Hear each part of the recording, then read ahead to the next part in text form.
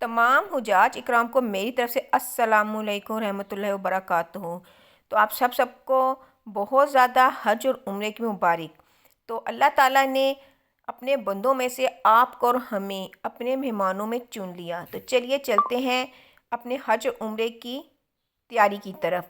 जैसा कि लोगों को बहुत ज़्यादा खुशी होती है कि हम हज और उम्रे की अदायगी के लिए जा रहे हैं, और लोग क्या करते हैं, अपनी तैयारी शुरू कर देते हैं। और तैयारी में क्या तैयारी करते हैं? कपड़े, जूते, वहाँ पे लेके जाने का सामान। लेकिन असल तैयारी की तरफ तो हमें आते ही नहीं है हम लोग, जिसमें हमें तमाम फ़राइज़, तमाम वाजिबात, इन सब को मद्देनज़र रखना होता है। तो चलिए आज आपको मैं हज और उम्रे का तरीका बताती हूँ, ताकि आप उसकी अदायगी को अच्छे तरीके से अदा कर सकें। तो सबसे पहले हम चलते हैं मिकात। मिकात क्या चीज़ होती है? मिकात वो जगह होती है जहाँ से हमने एहराम बांधना होता है, हमने नियत करनी होती है उम्रे की, और हमने वहाँ पे नवाफिल 2 पढ़ने होते हैं। तो मिकात आपका घर भी हो सकता है, एयरपोर्ट भी हो सकता है, ठीक है। तो आपने क्या करना है कि सबसे पहले आपने अपने घर में से ही एहराम बांध लेना है। उसके बाद आपने नवाफिल पढ़ने हैं 2, और उम्रे की नियत कर लेनी है। और अगर आप चाहें तो आप ये तमाम तरीक़ाकार एयरपोर्ट पे भी कर सकते हैं, लेकिन एयरपोर्ट पे वाशरूमों की तादाद कम और लोगों की तादाद ज़्यादा होती है, और पाकी नापाकी का भी थोड़ा बहुत इशू हो सकता है। इसलिए कोशिश करें कि आप अपने घर के मिकात से ही एहराम बांध लें और नियत कर लें। इसके बाद जब आपकी परवाज़ खाना काबा मक्का मुकरमा में लैंड करेगी, तो आपने हरम शरीफ जाना है उम्रे के लिए। एक बात याद रखिएगा, जब आप घर से निकले तो आपने उम्रे की नियत करनी है, हज की नियत नहीं करनी, ठीक है। आप हरम पाक में पहुंच गए। आप देखेंगे कि हरम पाक में हिजर अस्वद के बिल्कुल सीध में ग्रीन लाइट होगी। आपने उसके नीचे से अपना पहला चक्कर लेना है खाना काबा के इर्द गिर्द। वहाँ पे 7 चक्कर लिए जाते हैं, और हर चक्कर में इस्तलाम किया जाता है। अब इस्तलाम क्या होता है? दोनों हाथों को कंधे तक बुलंद करके और अपने हथेलियों की सीध खाना काबे की तरफ करके गारे हिजर अस्वद को बोसा देना है, और दोनों हाथों को चूम लेना है। इसको बोलते हैं इस्तलाम, ठीक है। हमारा पहला इस्तलाम होगा पहले चक्कर के स्टार्ट में, ठीक है। उसके बाद आपने एक पूरा चक्कर लेना है खाना काबा के गिर्द, और दोबारा जब आप ग्रीन लाइट पे आएंगे तो चक्कर आपका पहला कंप्लीट होगा, लेकिन इस्लाम आपका दूसरा होगा, क्योंकि पहला इस्लाम आपने स्टार्ट में कर लिया था, और पहले चक्कर के बाद आपका ये दूसरा इस्लाम होगा। इसी तरीके से आपने बारी बारी 7 चक्कर खाना काबा के गिर्द पूरे करने हैं, और जो आपका आखिरी चक्कर जब कंप्लीट होगा तो आपका वो 8वां इस्लाम होगा। आपने 8वां इस्लाम करके आपने क्या करना है? अब आपने मकाम इब्राहीम या इसकी सीध में कहीं भी 2 रकात वाजिब तवाफ़ पढ़ना है, ठीक है। आप लोगों ने क्या करना है? मकाम इब्राहीम इसकी सीध में 2 रकात आपने कौन से पढ़ने हैं? वाजिबुल तवाफ़ के। इसके बाद आपने जी भर के पानी पीना है आबे ज़मज़म का। कहा जाता है कि जब हम तवाफ़ के बाद आबे ज़मज़म का पानी पीते हैं तो हमारी जिस्म की तमाम बीमारियां, तमाम थकावट दूर हो जाती है। तो आप जी भर के आबे ज़मज़म पिए। इसके बाद आपने सफ़ा मरवा के लिए सही के लिए चले जाना है, और इसी तरीके से आपने सफ़ा मरवा के 7 चक्कर लगाने हैं। और जो मर्द हजरात हैं, उन्होंने वहाँ पे कुछ मखसूस जगह होती है जहाँ पे ग्रीन लाइट होती है, वहाँ पे उन्होंने तेज़ तेज़ चलना है, और औरतों ने दरमियानी अपनी रूटीन में कदम उठा के चलने हैं। तेज़ चलने का हुक्म सिर्फ मर्दों के लिए आया, वो भी कुछ मखसूस एरिए में, ठीक है। वहाँ पे आदमियों ने इस तरीके से तेज़ तेज़ चलना है कि जो तेज़ चलने में भी आए और थोड़ा सा भागने की सूरत में भी आ सके। तो आपने सफ़ा मरवा में आपने 7 चक्कर इस तरह पूरे करने हैं, और वहाँ पे जो दुआएं हैं वो पढ़नी है। इसके बाद आपने क्या करना है?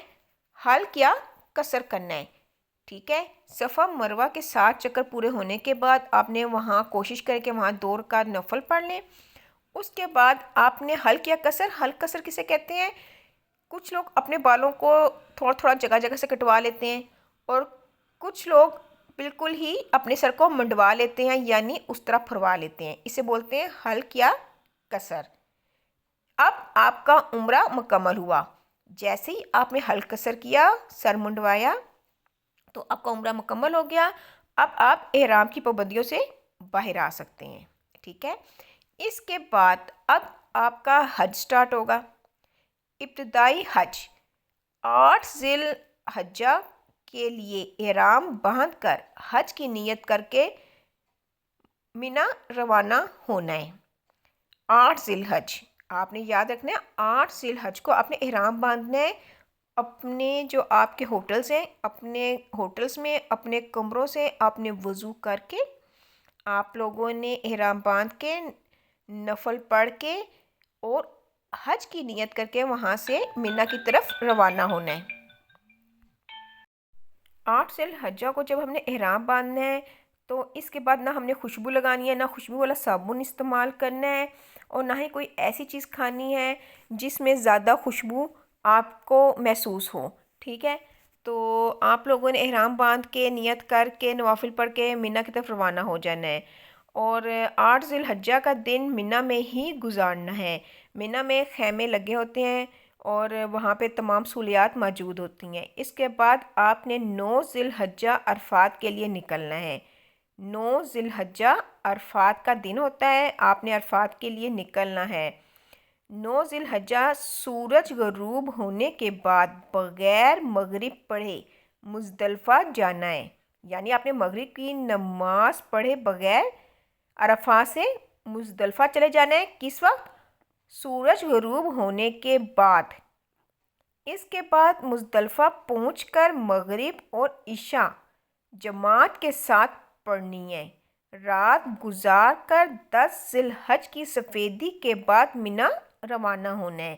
آپ نے دوبارہ کدھر جانا ہے؟ دوبارہ منا جانا ہے، اور منا جانے کا وقت کون سا ہے؟ 10 ذی الحجہ کی سفیدی کے بعد۔ یاد رہے کہ آپ نے عشاء اور مغرب اور عشاء کی نماز اکٹھی پڑھنی ہے مزدلفہ پہنچ کر، ٹھیک ہے۔ اس کے بعد آپ نے 10 ذی الحجہ کو بڑے شیطان کو 7 کنکریاں مارنی ہیں۔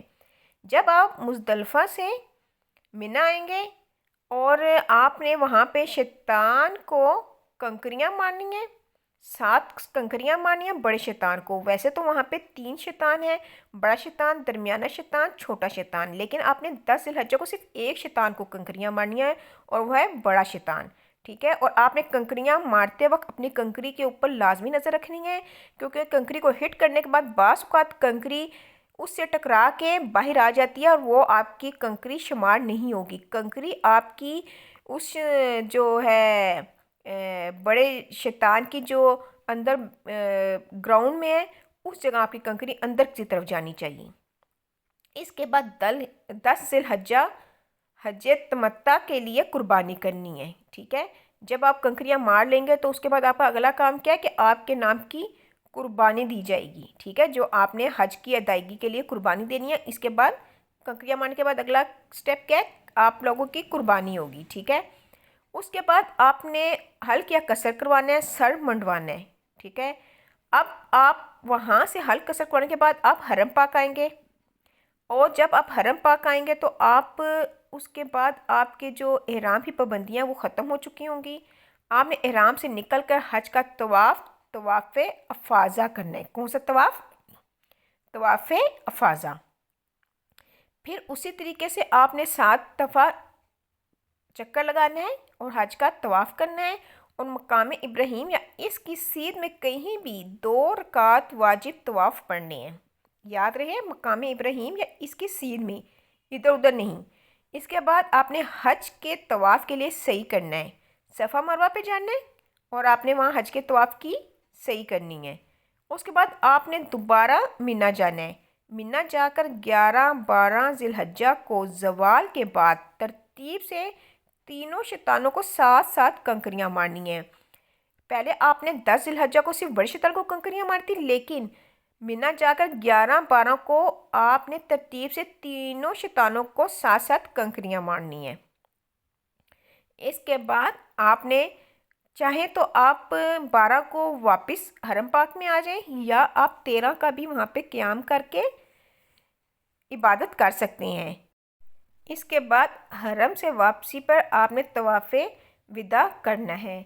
آپ کا حج مکمل ہوا، آپ کو حج بہت بہت مبارک ہو۔ لیکن ان تمام جو میں نے آپ کو فرائض اور واجبات بتائے ہیں، ان تمام میں آپ نے ہر چیز کا بہت خیال رکھنا ہے کہ آپ پر دم واجب نہ ہو۔ یعنی آپ نے احرام باندھنا ہے، احرام کی نیت کرنی ہے، اس میں آپ نے خوشبو والی کوئی چیز استعمال نہیں کرنی، آپ نے اپنے 7 چکر حرم پاک میں پورے کرنے ہیں، 8 استلام پورے کرنے ہیں، مقام ابراہیم پہ آپ نے جو ہے نا 2 رکعت نوافل پڑھنے ہیں، صفا مروہ کی 7 چکر لگانے ہیں، حلق اور قصر کروانا ہے۔ اس کے بعد یہ تو عمرے کی چیزیں تھی، اور دوبارہ آپ نے حج کرنا ہے، مینا جانا ہے، عرفات جانا ہے، مزدلفہ جانا ہے، جمرات کرنی ہے، قربانی کرنی ہے، حلق قصر کرنا ہے، احرام کی پابندیوں سے آپ باہر آ گئے۔ اس کے بعد آپ خوشبو لگا سکتے ہیں، آپ نہا دھو سکتے ہیں، آپ کنگھی کر سکتے ہیں، لیکن احرام کی حالت میں آپ نے نہ کنگھی کرنی ہے، نہ آپ نے خوشبو والا صابن استعمال کرنا ہے، اور نہ ہی آپ نے کوئی ایسا کام کرنا ہے جس سے آپ پہ دم واجب ہو۔ جس طرح بعض لوگوں کو عادت ہوتی ہے منہ میں جو ہے نا ناخن چباتے ہیں اور سر میں خارش کرتے ہیں، بال ٹوٹ جاتے ہیں، یا منہ پہ کوئی کپڑا پھیر لیتے ہیں، یا منہ پہ کپڑا ڈال لیتے ہیں، تو آپ نے بالکل بھی اپنے چہرے پہ کوئی چیز نہ رگڑنی ہے، نہ ہی منہ پہ کوئی کپڑا ڈالنا ہے۔ آپ کا چہرہ کھلا رہنا چاہیے، مرد حضرات کے جو ٹخنے تک ہیں وہ نظر آنے چاہیے۔ عورتوں کا لباس ہی ان کا احرام ہے۔ تو آپ سب نے حج اور عمرے کی جو تیاری ہے وہ آپ نے اس طریقے سے تیاری کرنی ہے کہ آپ کو معلوم ہو سکے کہ آپ نے حج عمرہ ادا کیسے کرنا ہے، نہ کہ کپڑے سلوانے میں لگ جائیں ہم لوگ، نہ کہ ہم جوتے لینے لگ جائیں، شاپنگ کرنے لگ جائیں، بیگوں کی تیاری میں لگ جائیں۔ اصل ہماری تیاری حج و عمرے کی تیاری ہے۔